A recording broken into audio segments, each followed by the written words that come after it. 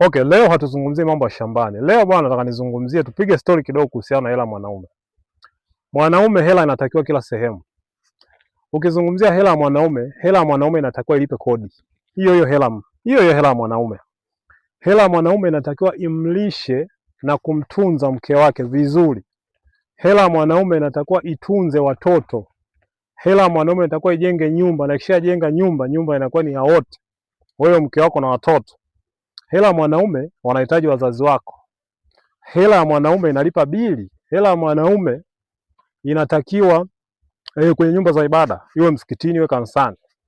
Sasa je, jiulize, umefikiria vipi kuwekeza kama mwanaume ili uweze kumudu hizo bili zote? Mwanaume nimelipa bili, hata mkitoka out mwanaume ana clear bili. Lakini najiuliza, huyu mwanaume anafarijiwa na nani? Huyu mwanaume hela anapata wapi? Hela mwanaume ni ya wote, lakini hela ya mtu mwingine, mwanamke, ni ya mwanamke. Ndio maana ukichukua 10,000 ya mwanamke ukajumlisha na 20,000 ya mwanaume, jibu utapata 20,000, hauwezi kupata 30,000. Ambacho hako kuzungumza nini? Wakati tunawekeza lazima tufikirie uwekezaji ambao at least unakuwa unatengeneza cycle nzuri kwa maana kwamba money flow. Umeona? Kwa sababu kadri tunavyozidi kwenda nguvu zinazidi kupungua. Nguvu zinapozidi kupungua unakula kile ambacho uliwekeza. Lakini je, uliwekezaje? Ndio maana kila siku nimekuwa nikisisitiza kwamba fikiria kuwekeza kiwanda.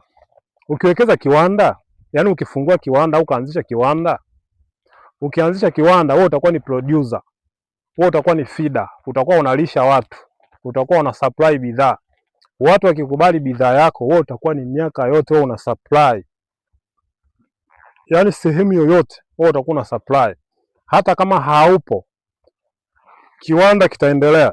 Lakini pia ukiwekeza kwenye mfumo wa kiwanda kama mwanaume, wewe utabaki kama mkurugenzi na familia yako watakuwa watendaji. Unaweza kumtuma mwanao apeleke bidhaa sokoni, unaweza kumtuma mke wako asimamie.